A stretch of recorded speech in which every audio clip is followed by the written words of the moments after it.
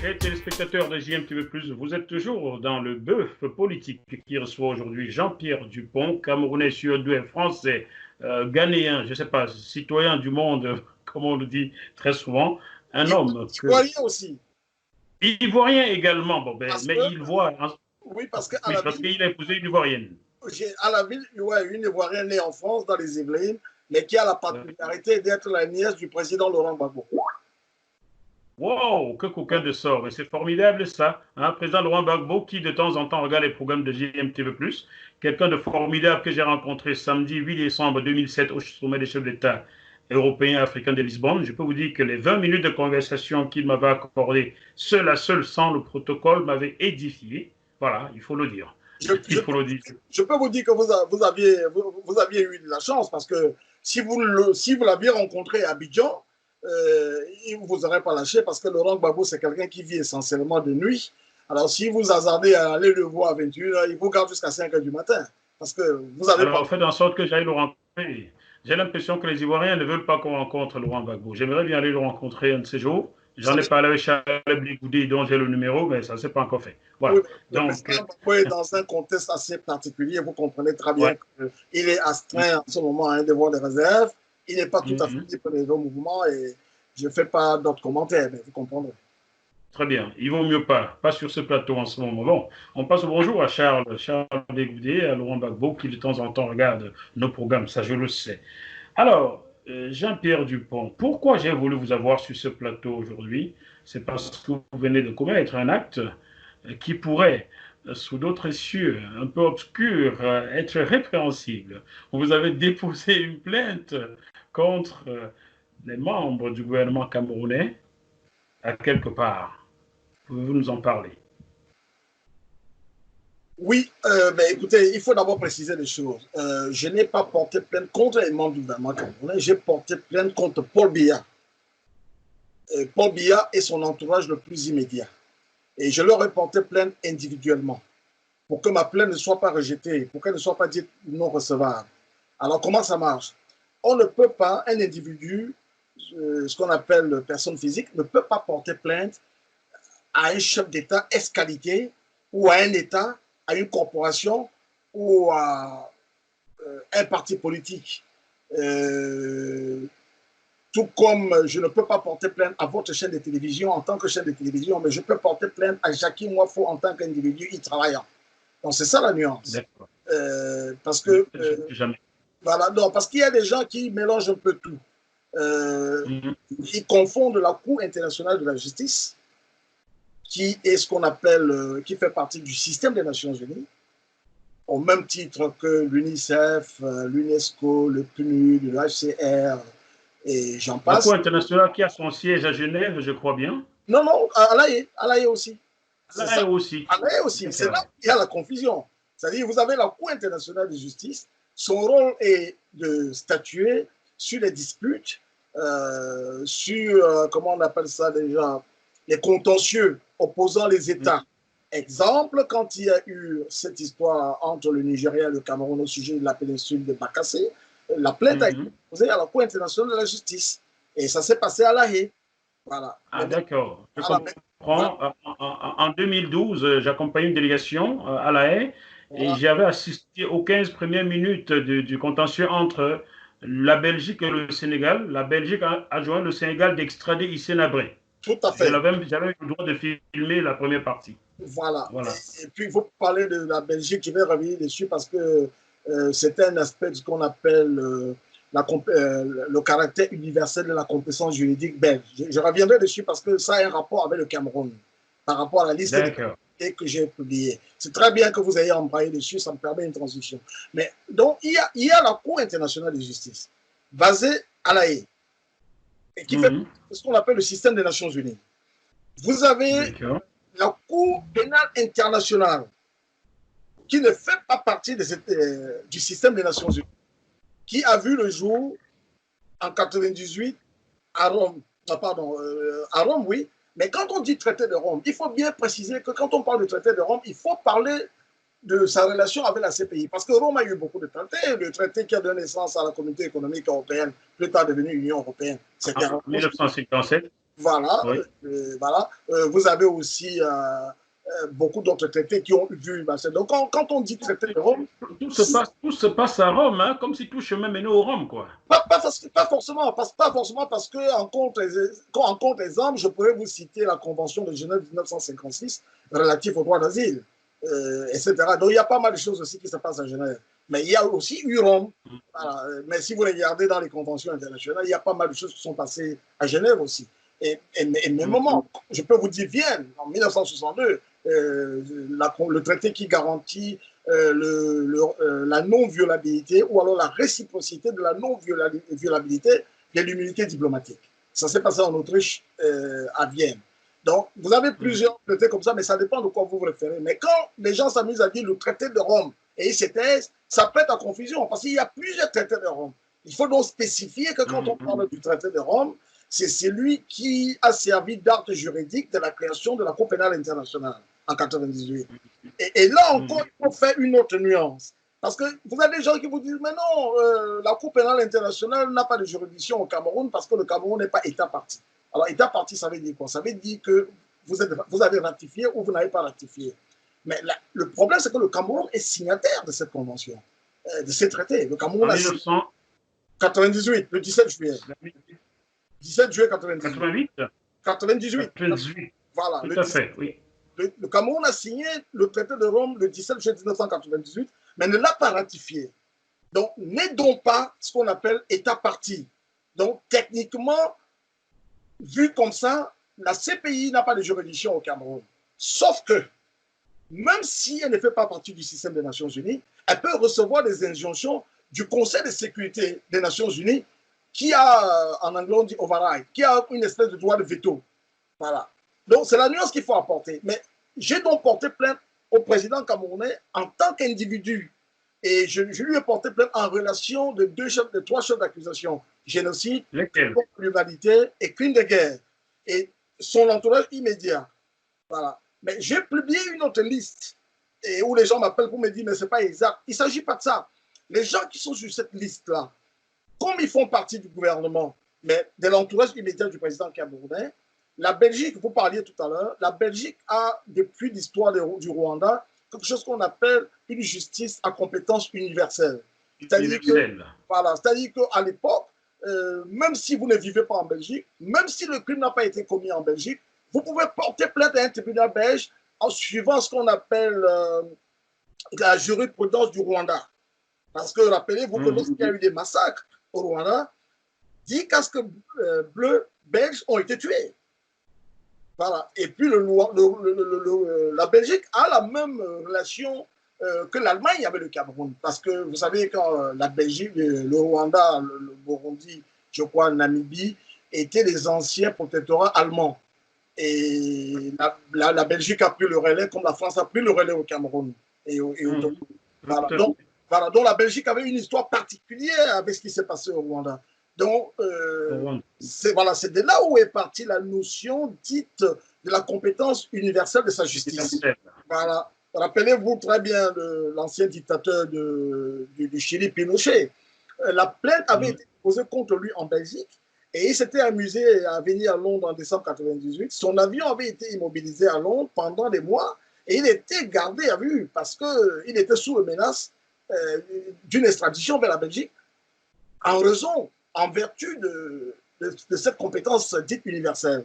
Alors, la liste que vous avez vue des dirigeants camerounais, ils ne sont pas recherchés. C'est-à-dire l'astuce que nous avons faite, une fois la plainte déposée à la CPI et on nous a indiqué qu'elle était recevable et que les personnes citées dedans avaient été informées, parce que c'est le principe du droit. Si vous me portez plainte, il faut bien qu'on m'informe que voilà, il y a M. Jacques Boifo qui vous a porté plainte. Sinon, c'est nul. Vous allez au tribunal et il y a une fiche de procédure.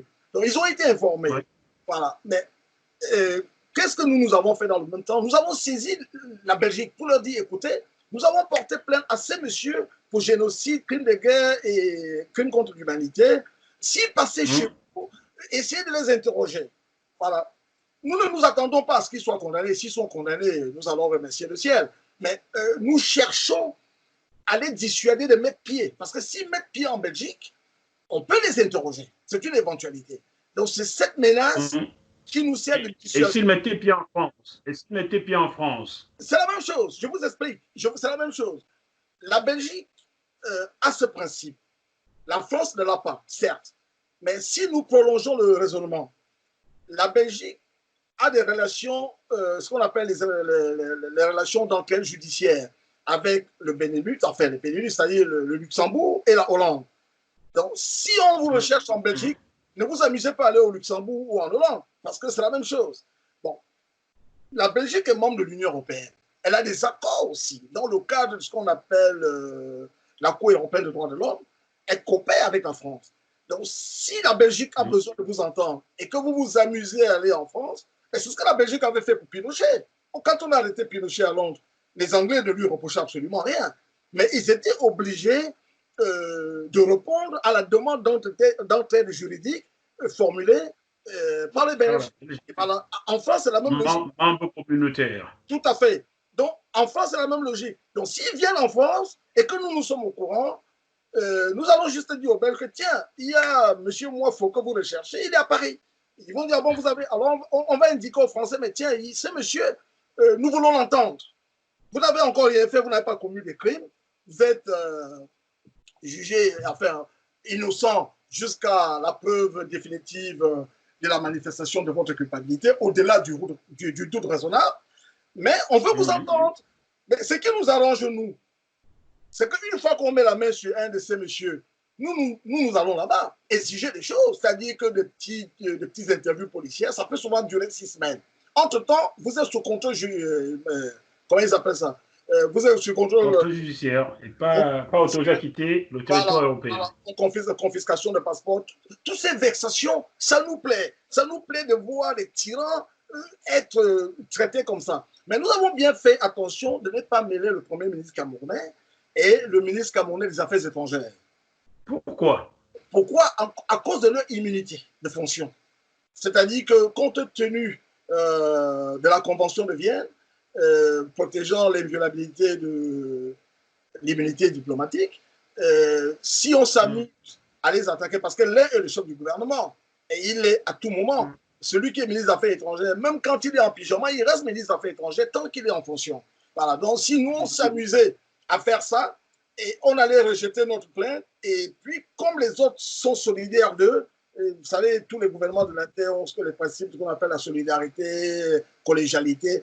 C'est comme si on faisait écouler tout un pan d'un jeu d'échecs. Voilà. Donc, nous, on n'a pas touché à ces gens-là.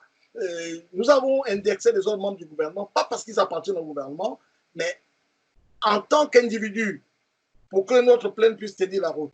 Donc voilà, c'est pour ça qu'on a publié cette liste. La Belgique ne leur reproche rien. La Belgique veut les entendre. Ce n'est pas parce que vous avez porté plainte à quelqu'un que la personne est faussement fautive. Mais nous, ce que nous recherchons à faire, c'est deux choses. Un, c'est de les nuire au maximum. De deux, montrer aux autres, c'est-à-dire c'est l'effet dissuasif, montrer aux autres que vous ne pouvez pas commettre des crimes horribles de cette nature et puis vous restez impunis. C'est-à-dire que vous allez payer. Donc c'est l'effet dissuasif aussi qui est recherché. Parce que quand on les punit, il y a eu des morts. Il y a eu des morts. Je ne sais pas si vous avez eu des images horribles. Voilà. J'ai à l'esprit l'image de cette petite fille, moins de 2 ans. Pourquoi je l'appelle fille? J'ai pu dire que c'est une fille parce qu'il n'y avait que son sexe. La tête était bousillée. Cette image m'a hanté des nuits entières. Vous êtes papa comme moi. C'est inimaginable. Ça ne doit pas se produire au XXIe siècle. Donc, il faut que les gens sachent que si vous vous amusez à commettre des actes d'une telle monstruosité, vous allez répondre. Vous allez répondre de vos actes tôt ou tard. Une plainte similaire a été déposée en France par une autre fraction. Je suppose que vous êtes au courant. Pas spécialement, quelqu'un m'en a parlé. Mais ce que je peux dire, ce n'est pas mauvais de le faire. Mais avant de porter plainte, il faut regarder la compétence de l'instance où vous déposez votre plainte. Porter plainte en France, ce n'est pas mauvais du tout parce que si la plainte vise à la même chose que nous, c'est parfait. Parce que quand les Belges vont être alertés que ce monsieur-là, et on va dire aux Français, mais écoutez, ces messieurs ont porté plainte. On a porté plainte contre ces individus en votre sol. Donc, c'est vous, hein? Voilà. Donc, ce n'est pas, c'est très astucieux ceux qui ont porté plainte en France. Ce n'est pas mauvais du tout. Parce que tout ce qui peut converger a nui cette dictature est tout à fait le bienvenu. C'est-à-dire que personne n'est jamais de trop à entreprendre quelque chose contre ces gens-là. Donc, s'il y a une plainte qui a été déposée en France, même si ce tribunal n'était pas compétent, il pourrait toujours reverser la plainte à d'autres instances. Mais si la plainte a été reçue, c'est bien que les autorités françaises estiment que, quelque part, ils ont une certaine compétence à traiter d'elle. Très bien.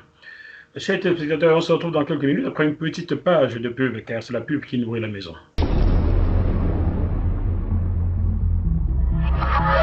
Ce programme vous est proposé par Deviseo Fret, spécialiste du transport international Afrique, Dom-Tom, Océan Indien. Retrouvez-nous sur www.deviseo-fret.com. Téléphone plus 33 139 85 14 23. Vous êtes toujours sur JMTV+, dans le bœuf politique qui reçoit aujourd'hui Jean-Pierre Dupont, citoyen camerounais, français, suédois, ivoirien. J'ai envie de lui demander quelle nationalité il ne possède pas. Il doit être aussi allemand, je ne sais pas quoi. Jean-Pierre Dupont. Nous allons parler d'un fait que vous aviez posé il y a un an environ. Vous aviez essayé d'investir le professeur Maurice Kamto comme étant président de la République du Cameroun, un projet mort-né. Je pense qu'à l'époque, vous et moi, on en avait parlé. Comment cette idée vous était-il venue? Ben, je me suis servi de, comment on va dire ça, de la jurisprudence ivoirienne, où Laurent Gbagbo a gagné les élections. Il a été reconnu et intronisé président par le Conseil constitutionnel ivoirien, qui est l'instance juridique suprême du pays, comme en France. Et vous connaissez la suite, Alassane Ouattara s'est autoproclamé, etc. Voilà, il y a eu ce... Donc, Nicolas Sarkozy a choisi d'installer Alassane Ouattara. Voilà, son ami, voilà. Et donc, il y a eu ce précédent-là. Dans le cas du Cameroun, j'avais pensé, parce que c'est l'époque où le professeur Kamto était en détention avec ses amis, et je suis membre du Parti conservateur britannique au pouvoir en ce moment. Et puis j'habite à 2 enclaves de Boris Johnson, j'habite à Osbridge. Il est député de ma circonscription. À l'époque, il n'était pas Premier ministre, il était, je crois, ministre des Affaires étrangères. Et donc, je l'avais approché pour expliquer le cas du professeur Kamto en expliquant la problématique anglophone. Et il m'avait donc envoyé voir un de ses adjoints qui m'avait demandé, mais sur quoi est-ce que nous nous basions, sur quel élément concret nous nous basions pour déclarer Kamto élu, alors que le Conseil constitutionnel camerounais avait, voilà, etc. Et puis nous avons, j'ai donc évoqué le précédent ivoirien en disant que le président du Conseil constitutionnel camerounais était un monsieur en retraite, membre du parti au pouvoir, qu'on est allé chercher pour les besoins de la cause, etc. Et donc, quelqu'un m'avait proposé, me dit, essaie de faire un truc, un échantillon élargi au sein de la communauté camerounaise et pour pouvoir. Donc, j'avais, à partir de ma page Facebook, organisé une consultation. C'est-à-dire qu'en plus de mes amis, mes 5 amis auxquels j'ai droit sur Facebook, je suis suivi par beaucoup de gens. Donc, j'avais organisé une consultation à laquelle avaient pris part 750 000 personnes. Parmi ces 750 000 personnes, il y a eu 3 votants billard. Une fille du Nord et puis 2 autres garçons du Sud qui avaient voté billard. Tout le reste avait voté Kamto. Alors, j'avais donc pensé, en consultant certains avocats qui s'occupent des questions de l'arbitrage international, etc., de faire une investiture, c'est-à-dire de passer en force. Parce qu'un dictateur ne va jamais vous donner le pouvoir de lui-même. Donc, de passer en force, mais en faisant un habillage juridique. On se serait retrouvé à Paris le 14 octobre. Chacun viendrait. Les gens avaient répondu massivement. Certains m'avaient dit qu'ils avaient déjà réservé des hôtels et tout. On se serait retrouvé à Paris et on allait investir Kamto président. Mais on allait l'investir pourquoi? Parce qu'en droit, s'il est élu président, ça veut dire qu'il tient sa légitimité du peuple camerounais. Du peuple. Voilà. Mais physiquement, il est empêché. Il est empêché, il est en prison. Mais comme il est en prison, nous reprenons la souveraineté que nous lui avons donnée au moment où nous lui avons accordé notre scrutin. Et nous venons dire, voilà, au monde entier, M. Kamto, nous l'avons désigné comme président. Et il est empêché d'exercer la plénitude du mandat que nous lui avons conféré par la force. Donc nous le déclarons et le reconnaissons président en attendant qu'il sorte de son empêchement physique. Voilà. Donc, c'est une procédure tout à fait courante dans le droit international. Donc, c'est ce qu'on voulait faire. On ne voulait pas, moi, je ne voulais pas que M. Kamto se retrouve dans la banalité d'un autre opposant africain qui a gagné des élections, mais je ne voulais pas un scénario à la Jean Ping. Donc, parce que le drame dans ces cas, c'est quand on vous banalise, on s'habitue et puis bon, voilà, on trouve ça normal. Mais il fallait passer à la phase d'après. Et nous nous retrouvons là aujourd'hui. Donc, c'est ce que j'avais pensé. Mais bon, apparemment, certaines personnes ne m'ont pas compris. Ça s'est parti dans tous les sens. Et ben, on en est resté là. Le projet fut d'ailleurs morné car, hors mes discussions sur les réseaux sociaux, rien d'autre, rien de concret n'a jamais été posé comme acte. Alors, il était important qu'on revienne là-dessus aujourd'hui pour vous comprendre, car les téléspectateurs de JMTV+, ne vous avaient pas écouté à l'époque, ce fut un peu compliqué. Et il y a une autre question, la dernière, sur laquelle je souhaite vous entraîner.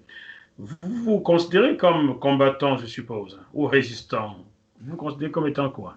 Ben, moi, je me considère comme un opposant en exil et un résistant. Mon combat contre ces régimes est antérieur à l'élection présidentielle d'octobre 2018. En 2008-2009, j'avais créé un parti qui s'appelait le Congrès national africain.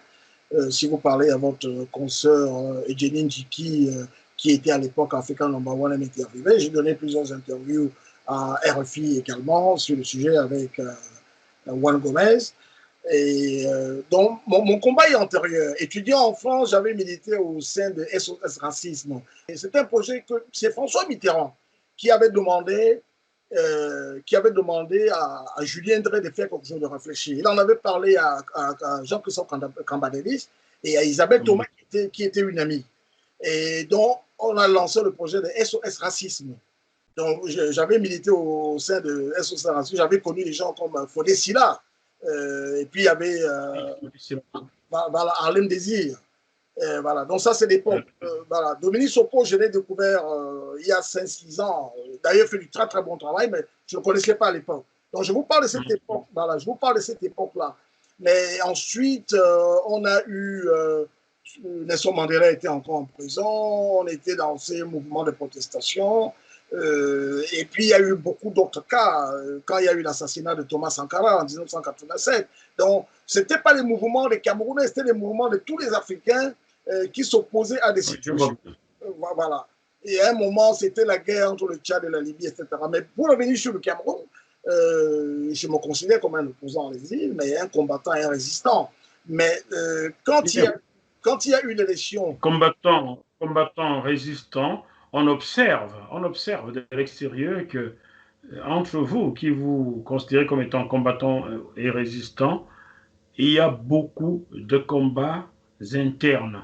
Comment peut-on combattre un régime lorsqu'on se combat entre soi en s'appelant combattant et résistant? Mais écoutez, je ne vais pas parler à la place des autres. Moi, je parle à mon nom. Et en ce qui me concerne, j'ai un parti politique qui s'appelle le Front patriotique camerounais. Ce parti n'a aucune espèce d'existence légale au Cameroun et pour cause. Parce que vous n'allez pas combattre une dictature et lui demander de reconnaître votre existence. Ça ne tient pas. Parce que lui demander ça, c'est déjà reconnaître sa légitimité. J'étais en train de vous dire que mon combat, mon engagement politique est antérieur à l'élection d'octobre 2018. On a bien compris. Voilà. Quand Kamto... Non, je situe les choses. Quand Kamto est venu ici en 2015 pour faire campagne, je ne le connaissais pas. C'est un garçon que j'avais accueilli ici dans les années 90, Alain B, qui est entrepreneur, qui m'a appelé pour me dire, écoute, il y a Kamto qui vient le rencontrer. Je lui ai dit, non, ça ne m'intéresse pas parce qu'il a été ministre de Paul Biya, parce qu'en 2011, il était dans le gouvernement quand il y a eu l'élection, etc. Voilà. Donc, j'avais ces préjugés. Je n'avais jamais entendu le timbre de sa voix, mais je l'avais mis, je l'avais catégorisé, et puis je l'avais mis, je dis, bon, on en a eu, parce que vous savez, nous, on a eu l'UNDP au nord, on a eu des gens comme le Boubabel Omagari qui, à un moment, avaient raflé la mise aux élections et il est allé à la soupe. Donc, je me suis dit, bon, voilà encore un autre. Je dis, je ne vais pas le rencontrer. Et quand il y a eu l'élection, peu avant l'élection, c'est un ami qui me dit, écoute, regarde quand même son programme. Bon, j'ai jeté un coup d'œil et je n'en croyais pas ce que je lisais. J'ai dit, mais pourquoi est-ce qu'il ne s'est pas manifesté depuis? Nous attendions ça depuis des années. Quand j'ai lu son programme, j'ai dit, mais ce type, on doit lui porter plainte. Parce que pourquoi il ne s'est pas manifesté? Parce qu'il a eu dans le temps. Ben oui, j'ai dit, mais attends, il a fait autant de choses. Vous aimez les plaintes, Jean-Pierre Dupont. Hein? Mais oui, vous aimez les plaintes.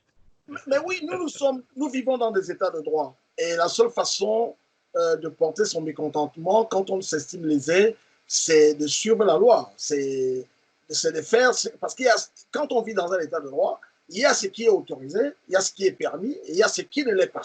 Voilà. Donc, moi, je fais les choses dans le cadre de la loi parce que nous sommes dans un état de droit. Si on était dans une dictature, on dit que quand l'injustice devient la norme, la désobéissance devient la règle. Donc, voilà. Mais en attendant, nous sommes dans des états de droit. Donc, je ne connais pas. Alors, vous avez lu son programme et vous avez aimé ce que vous avez lu. Oui, j'ai lu un point de son programme, j'ai beaucoup aimé. Et donc, quand il y a eu. Donc, j'ai commencé à battre campagne sur Internet, m'adressant aux Camerounais, j'ai dit votez pour lui, peu importe qui s'appelle Maurice, qui s'appelle Kamto.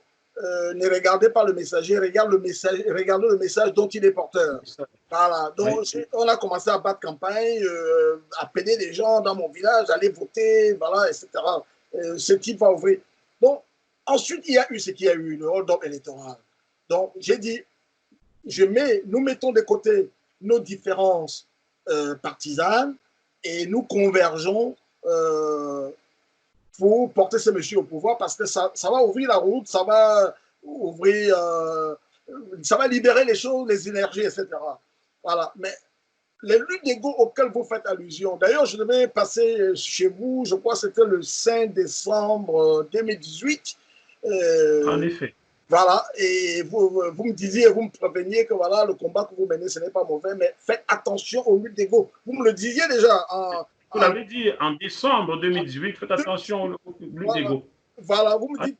Merci de le reconnaître. Les autres, je leur tiens le même discours, mais ils ne comprennent pas. Non, vous me l'avez dit, et je ne savais pas à l'époque de quoi vous parliez. Ce qui fait que quand il y a eu cette histoire d'investiture et que j'en ai pris plein à la gueule, j'ai repensé à vous. J'ai dit, ben voilà, nous avons un ami en commun, Didier Ngo, que je connais pas dans la vie de tous les jours, mais nous avons fait connaissance à la faveur du combat qui menait pour la libération des détenus politiques. Des prisonniers politiques. Son association CL2P. Voilà. Donc, c'est moi qui suis allé vers lui, je crois, en 2010 par là, longtemps avant la libération de son père. Nous sommes devenus des frères, même si je ne l'ai jamais vu en vrai. Et je lui avais dit ce soir, Jackie m'avait prévenu, il m'avait prévenu que, mais écoute, mais je n'ai pas écouté. Alors, qu'est-ce que vous voulez? Comme disait l'autre, c'est la vie des hommes. Toute œuvre portée par un homme n'est pas parfaite. Si vous regardez l'histoire des grandes révolutions, les cas de Che Guevara, Fidel Castro, quand ils commencent la révolution, ils sont nombreux et à un moment, ils deviennent des ennemis. Si vous prenez par exemple Mobutu, Lumumba, Sankara, Compaoré, même chez nous, l'UPC.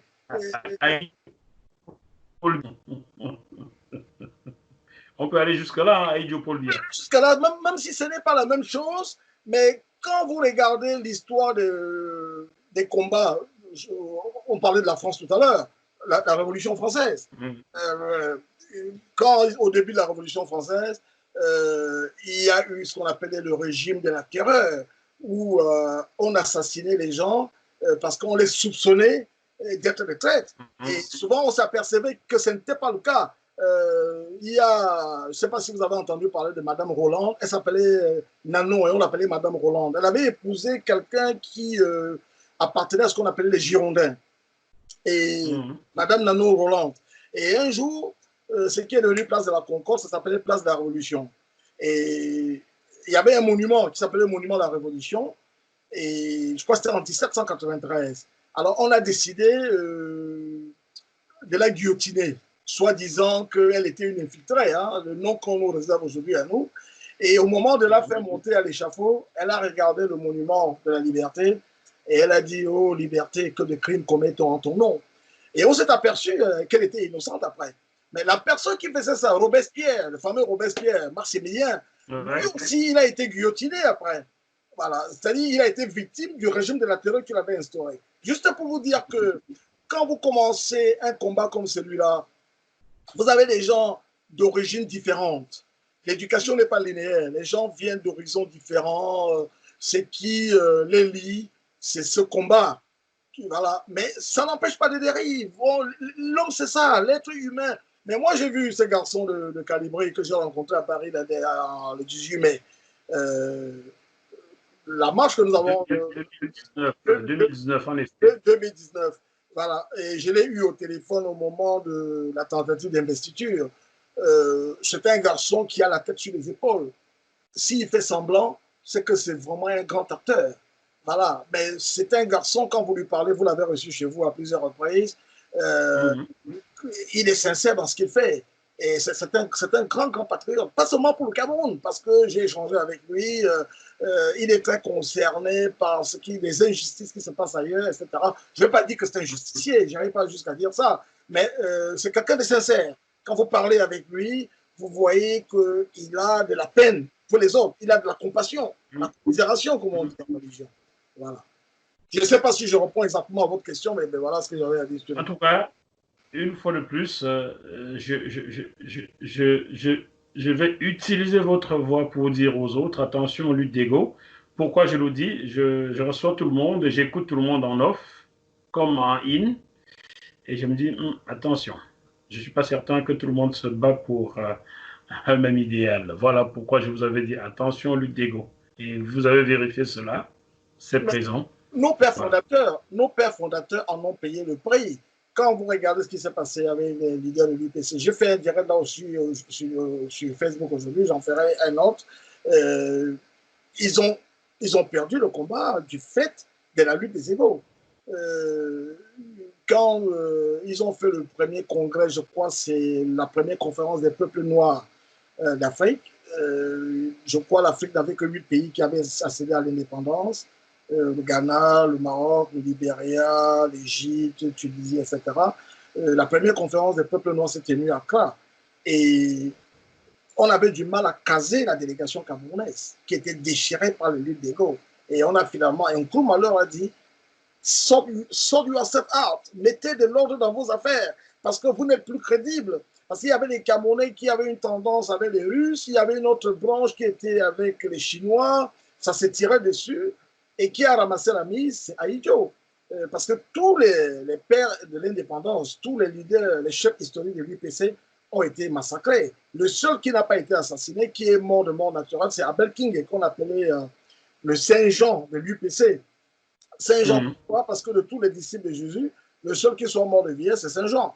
Voilà, tous les autres ont été tués. Et c'est ce qui s'est passé avec l'UPC.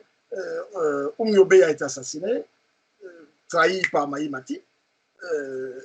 Roland Félix Moumié a été assassiné, trahi par un des siens. Roland Félix Moumié assassiné par qui, il faut préciser? C'est l'objet d'un de mes directs que je fais. Beaucoup de Camerounais savent qu'il est... Vous n'avez pas fait la publicité, vous direz ici. Vous êtes sur JMTV+, donc on parle d'ici. Non, vous me posez la question, je vous réponds. J'en parle souvent. Parce que tout le monde sait que Moumi a été empoisonné. Mais le poison qui l'a tué n'est pas celui qui l'a mangé au sein du restaurant. Parce qu'avant d'arriver au restaurant, il avait déjà été empoisonné. Et on savait qu'il aimait la compagnie des belles femmes, on savait qu'il avait un goût pour les bons vins, et on a joué dessus. Et quand il arrive à Genève en octobre 1960, on va lui coller une colgueur dans les basques. Mais on va avoir besoin... Parce que qui va leur dire qu'il aime les femmes? C'est une information interne, etc. Donc, quand il arrive au restaurant, il rencontre William Bechter, il se plaint du mal d'estomac. Or, le mal d'estomac, des problèmes d'indigestion. Mais ceux qui connaissent la médecine vont vous dire que le plomb, c'est-à-dire que je dis le plomb, le poison qu'on a utilisé pour le tuer, a des effets et proche du plomb. Il tue sa victime lentement, mais il tue sa victime à coup sûr. Et donc, quand il arrive, il se plaint déjà du mal d'estomac. C'est-à-dire c'est le symptôme de cet empoisonnement qu'il a déjà eu. Le thallium, c'est le mot que je cherchais. Il a été empoisonné au thallium. Et le thallium était un poison très proche du plomb qui vous tue lentement, mais il vous tue sûrement. On n'en guérit pas. Du moins pas à l'époque. Donc, quand il arrive au restaurant, il s'installe. Déjà, il ne devait pas venir dans ce restaurant. Il devait rentrer au Ghana. Il a fait ses affaires, il devait rentrer au Ghana. William Bechter apprend que non, le Camerounais est en train de rentrer sans l'avoir contacté. On s'est débrouillé, on lui a collé une hôtesse derrière et il n'y avait pas de place pour lui avant une semaine. Alors il appelle William Bechter, qu'il a rencontré au Ghana en août. Le Français l'invite à manger. Donc quand il arrive au restaurant, il commence à se plaindre des problèmes d'indigestion. On empoisonne son apéritif. Il ne touche pas à son apéritif. On l'appelle au téléphone. Il revient, il ne touche pas à son apéritif qui est empoisonné. On commande du vin, il se met à boire du vin. Mais comme il n'a pas touché à l'apéritif, on empoisonne sur le verre de vin. Comme ça, on est sûr de ne pas le rater. Donc, on commande beaucoup de vin, il parle énormément, il parle de la lutte de son pays, etc. Et au moment de se séparer, il s'avise sur le vin de l'apéritif qu'il n'avait pas pris, il le prend et il le boit d'un trait. Donc, il est doublement empoisonné. Alors, ce que les services français voulaient, c'est qu'ils vous évitaient. Il ne fallait pas qu'il meure à Genève. Parce que les Suisses n'aiment pas trop ça, ils n'aiment pas qu'on vienne faire ce sang de boulot chez eux. Il était question qu'on le tue, parce que le plomb vous tue après 2 semaines, et qu'il aille mourir à Conakry ou au Ghana. On allait protester la lutte des égaux, les rivalités internes, etc. Mais qu'il vienne mourir à Genève, on allait tout de suite voir la main de la France derrière. Mais ce que le Français oubliait, ce qu'il ignorait, c'est que Moumié avait déjà été empoisonné avant d'arriver au restaurant. Il avait été empoisonné. Pardon? Par qui? Avant, il avait été empoisonné. Avant, par qui? Il a été empoisonné par les services secrets tchèques. Vous savez, nous sommes en pleine guerre froide. Et ils sont au courant. La femme, la maîtresse avec qui il est, s'appelle Patricia Natacha. La call girl qui était avec. Et elle était agent double. Elle travaillait pour le SNEC. Le SNEC, c'est l'ancêtre de la DGSE, le compte espionnage extérieur français. À l'époque, c'était le SNEC, c'était pas la DGSE. Elle travaillait pour le SNEC, mais elle travaillait aussi pour les services secrets de la République tchèque. Voilà. Et donc, les Tchèques ont voulu donner une bonne leçon aux Français. Donc, on savait que Bechter allait l'empoisonner au thallium. Donc, ils l'ont précédé. Et donc, il a été triplement empoisonné parce que, rappelez-vous qu'il a pris une double dose de poison au restaurant à Genève. Voilà. Donc, quand il arrive à l'hôtel, il s'écroule, on appelle l'ambulance. Dans un des rares moments de lucidité, parce qu'il était médecin, il va dire aux ambulanciers, j'ai été empoisonné au thallium. Voilà. Mais à l'époque, il n'y a pas de moyens. Mais comme des années plus tard, on va arrêter William Bechter, il va avoir un procès. Les Suisses vont faire un travail magnifique. Et on m'a dit, mais non, ce n'est pas lui qui l'a tué. Même si son poison a précipité la mort du Camerounais, il devait de toute façon mourir parce que avant son arrivée au restaurant, si le Français avait été intelligent, il ne se serait pas amusé à l'empoisonner parce que c'était déjà fait ailleurs. Voilà. Mais on l'a fait parce qu'on savait que lui, il allait empoisonner le Camerounais et il fallait qu'il meure à Genève pour créer des problèmes entre les services secrets français et les autorités suisses. Parce qu'avant cette histoire, il y avait déjà un problème. Voilà. Donc j'en parle souvent, mais on aura l'occasion d'en parler une autre fois si vous voulez. Mais bon, Alors, Jean-Pierre Dupont, sachez que comme Élisée Yonta, vous pouvez faire vos directs et me les envoyer en MP4 pour diffusion sur JMTV+. Tout ce qui éduque le peuple intéresse JMTV+. Je ne vous demande pas de payer pour ça, bien que je ne refuserai pas votre argent. J'ai besoin de payer tout ce que j'ai comme charge. Voilà. C'est dit en direct, sans regarder au montage. Moi, je fais la même démarche. Tous mes directs concernent l'histoire uniquement. Aujourd'hui, je parlais de la réunification. Ça fait quoi? Nous sommes 48 ans aujourd'hui que le Cameroun s'est uni. Enfin, les deux Camerouns se sont unis. Et donc, je parlais de l'historique. Donc, tous mes directs concernent l'histoire. Souvent, je parle de l'histoire d'Afrique. Je parle d'autres pays africains, etc. Donc, vous et moi sommes sur la même démarche. Et je le ferai de gaieté de cœur. Très bien. Merci beaucoup, Jean-Pierre Dupont. On garde le contact, on se reparle dès que possible. Dès que vous le souhaiteriez, on se reparle. Vous êtes éternellement le bienvenu sur JMTE+, tant que vous pouvez apporter de l'éducation au peuple. Voilà. Chers Je- téléspectateurs, on se retrouve sur ce même plateau avec un autre invité dans quelques jours. D'ici là, malgré la situation très compliquée, gardez quand même la banane. À bientôt. Bye bye.